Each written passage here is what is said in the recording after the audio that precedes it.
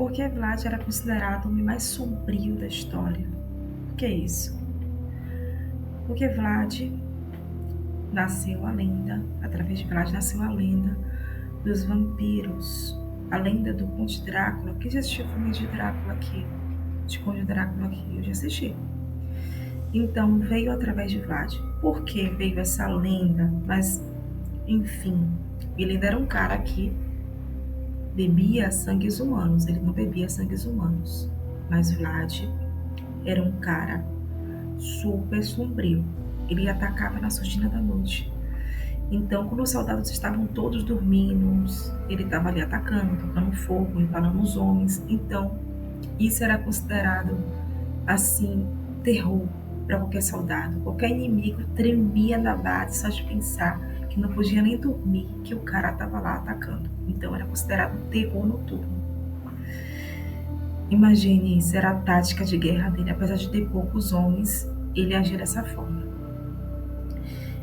O que é empalamento? Gente, empalamento era uma técnica usada tanto na Idade Média como na Idade Medieval.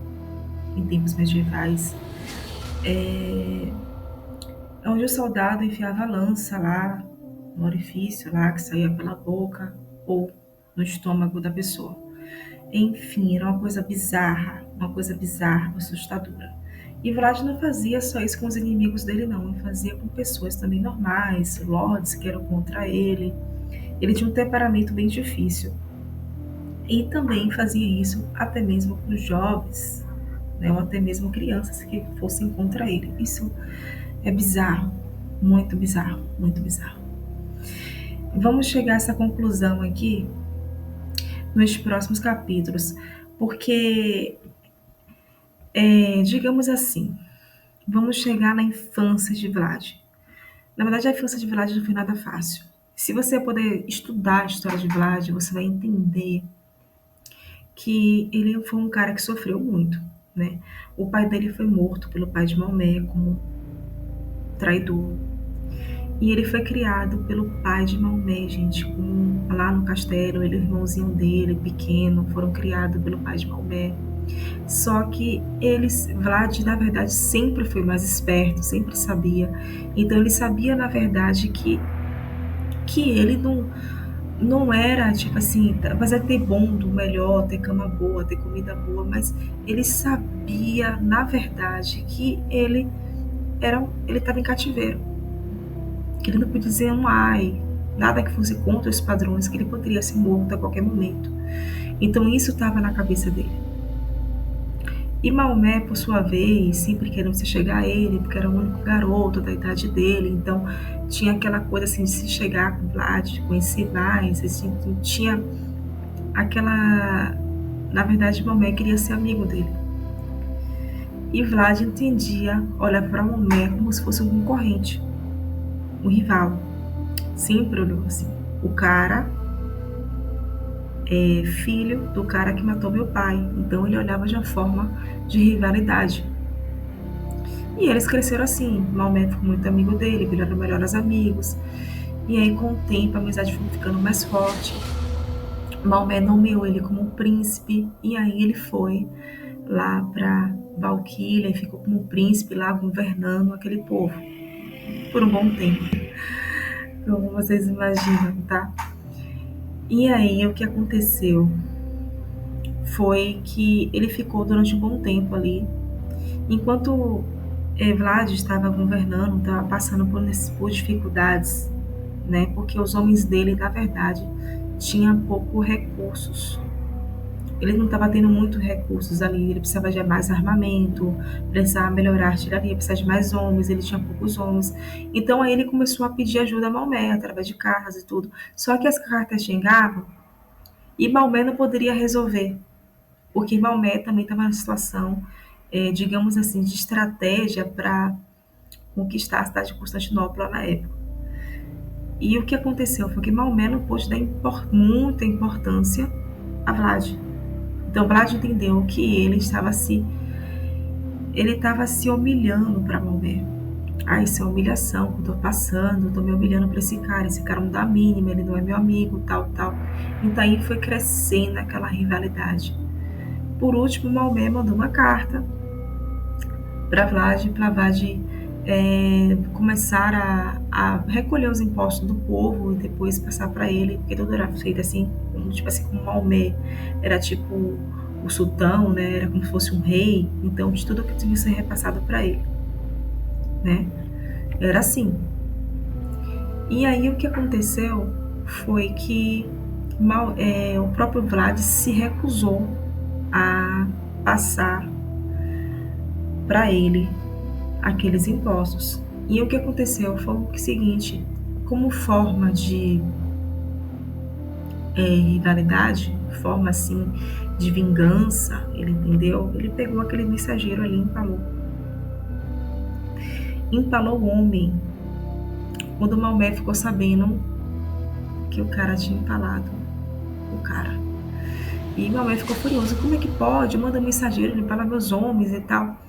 Aí ficou assim com aquela coisa: eu vou lá para poder ver o que tava. Mas só que quando o Maomé já chegou lá, né, em Valquíria, o que aconteceu foi o seguinte: foi no período que ele já tinha vencido, conquistado Constantinopla, estava considerado como o conquistador, já tinha esse título, e ele voltou lá para Valquíria, chegou lá e encontrou o caos. Encontrou milhares de homens empalados, aldeias sendo que ele queimou lá, tipo assim, como forma de aviso. Enfim, algumas cidades que Maomé tinha conquistado, ele fez isso como forma assim de vingança. E aí o que aconteceu foi que Maomé decretou guerra a Vlad, viu que Vlad era um cara perigoso. Então Maomé começou a pensar assim: poxa, se ele é tão perigoso assim, imagina o que ele deve fazer comigo, né? E ele, Maomé, começou a sonhar, a ter sonhos. Eu acredito que Maomé realmente sonhou que ele estava atacando a família dele. Vendo a situação do cara, o cara é perigoso, assim, eu acho que ele chegou a essa conclusão. Então o que aconteceu, gente? Que foi uma guerra épica, uma guerra de titãs, dois gigantes. Maomé conseguiu um cara à altura para lutar com ele, que foi Vlad. E o mais surreal de tudo é que Vlad, ele tinha se aliado a um outro rei lá que era cristão e se declarou cristão também. Só que eu acho que ele não era cristão de corpo e alma, sim do corpo só, porque espírito não tinha nada, porque o cara era sanguinário. Enfim, o que aconteceu foi o seguinte: houve o confronto, na verdade.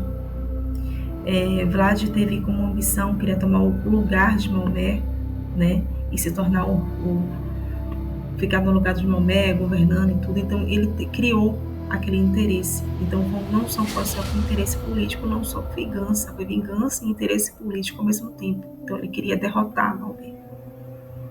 E aí botar a cidade: vamos tirar esse deus dele aí, vamos botar um deus cristão, como se ele se aliado ao cristianismo. Então foi uma guerra, né? Foi uma guerra, tipo assim, não só uma guerra política, mas uma guerra também religiosa da parte de Vlad. Vlad achou que era uma guerra também religiosa. Então teve esse embate dos dois, né? Como se fosse guerra de dois deuses lutando, quem é o melhor. Foi o que aconteceu. E ele foi sugando o Maomé aos pouquinhos. O Maomé foi sendo sugado. Isso foi acabando com o Maomé. E eu acredito que foi a coisa mais difícil, gente. A cena pior que eu assisti da série foi a cena que Maomé encontrou os homens todos empalados. Tinha até jovens, tinha pessoas assim, parecendo pessoas pequenas, parecendo crianças. Gente, quando eu vi aquela cena ali, eu voltei a engasgar. Foi muito aterrorizante. Se vocês assistiram essa cena, se assistiram a série, vocês vão ficar impactados com aquela cena. Eu fiquei boquiaberta, eu fiquei muito triste com aquela cena. Horrível. Então, deu para imaginar do que ele é capaz. Outra coisa que eu quero falar com vocês, o motivo por que assistir a série Império Otomano e a segunda parte sobre Vlad, né? Vlad e Maomé, né? Eles não eram só rivais, eles eram homens complexos, gente, complexos, homens que tinham cada um seus valores próprios, seus interesses próprios. Então, ele não era só homens. Então, isso nos traz tipo assim, a capacidade assim para pensar sobre o assunto, sobre a luta de dois amigos que de repente viraram inimigos mortais. Então, isso aí, tudo isso é história. Eu amo histórias como vocês, sou apaixonada por história. Como eu falei na outra parte, espero que vocês gostem. Eu não vou falar mais sobre o final, não vou contar o final para vocês. Eu espero que vocês assistam e vejam quem saiu derrotado, quem saiu vitorioso dessa guerra, dessa batalha de Maomé e Vlad. E eu espero que vocês assistam e me falem aqui, dê a opinião de vocês, o que vocês acharam da história. Viu? E até o próximo vídeo, né? Curta, compartilhe e se inscreva no canal, para mais conteúdos históricos épicos. Na descrição, você encontra links para nosso Instagram, produtos incríveis, e cursos exclusivos para expandir seus conhecimentos. Nos vemos no próximo vídeo.